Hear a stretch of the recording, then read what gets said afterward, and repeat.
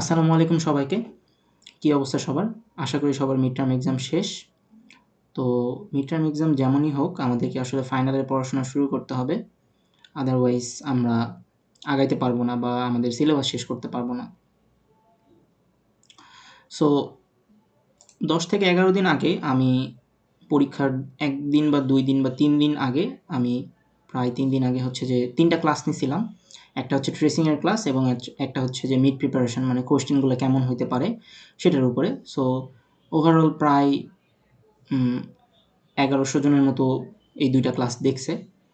So কিন্তু ফাইনালের প্রিপারেশনটা আসলে এরকম না যে 3 দিন আগে আমি 2টা ক্লাস নিব বা 2টা ক্লাস দেখব এবং ফাইনালের প্রিপারেশনটা হয়ে যাবে।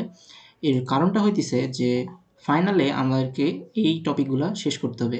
So branching, iteration nested loop. So actually এগুলো হচ্ছে আমাদের মিডের টপিক, বাট ফাইনালের জন্য আমাদেরকে এই টপিকগুলোর উপরে ভালো লেভেলের একটা দক্ষতা থাকতে হবে। আদারওয়াইজ আমরা এই মডিউল 8, 9, 10, 11 ভালোভাবে আগাইতে পারবো না।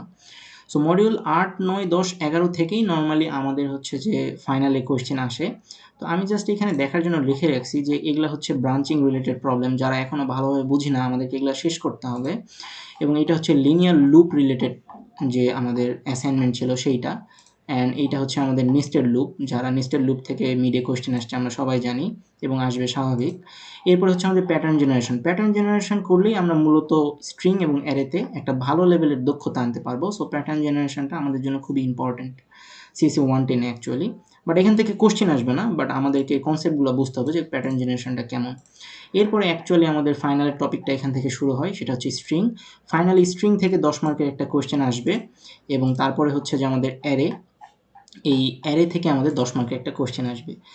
সো এবং শুধুমাত্র অ্যারে এবং স্ট্রিং থেকেই যে কোয়েশ্চেন আসবে ব্যাপারটা এরকম না। অ্যারে স্ট্রিং পড়ার পরে আমাদেরকে পড়তে হয় হচ্ছে মেথড।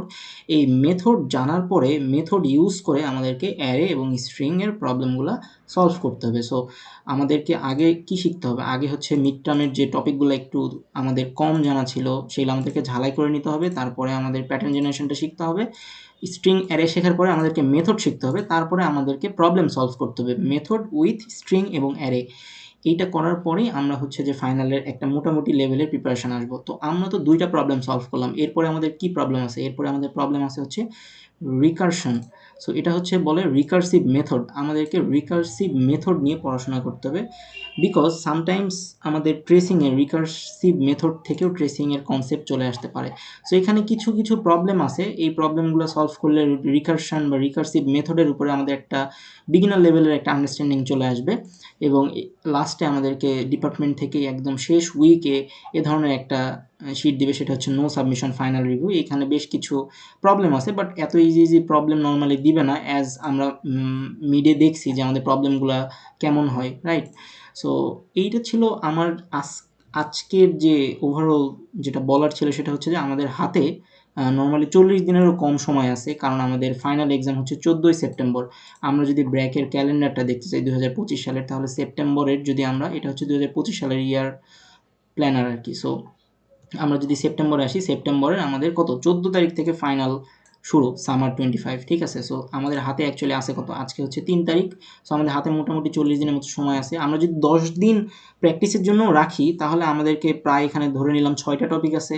তো 30 দিনে আমাদেরকে 5 দিনে এক একটা করে টপিক শেষ করতে হবে এবং ওই টপিকটা ভালোভাবে বুঝতে হবে। আদারওয়াইজ আমরা সিলেবাস শেষ করতে পারবো না। সো আশা করি আমাদের মানে ফাইনালের টপিকগুলো কীরকম এবং ব্যাপারগুলো কীরকম এখান থেকে দেখা যাচ্ছে।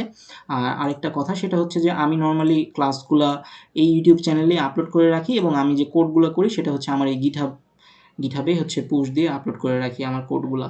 So that's all. আজকে নর্মালি এতটুকুই ছিল আমার বলার। আশা করি আমরা নেস্টেড লুপ অথবা আমরা স্ট্রিং থেকে পড়াশোনা শুরু করব, যাতে করে আমাদের ফাইনালের প্রিপারেশনটা এখন থেকে খুব মজবুত হয়। সো যারা পড়তে আগ্রহী তারা যেন আমার সাথে যোগাযোগ করে। আমি চেষ্টা করব সবাইকে খুব ভালোভাবে ফাইনালের একটা প্রিপারেশান নিয়ে দেওয়ার। মূল কথা হচ্ছে যে আল্টিমেটলি তোমাকেই পড়তে হবে সব কিছু। আমি জাস্ট একটু ধরায় দিব সব কিছু, বা কীভাবে পড়তে হবে সেই জিনিসটা হয়তো ইজি করব। দিন শেষে পড়তে কিন্তু তোমাকেই হবে।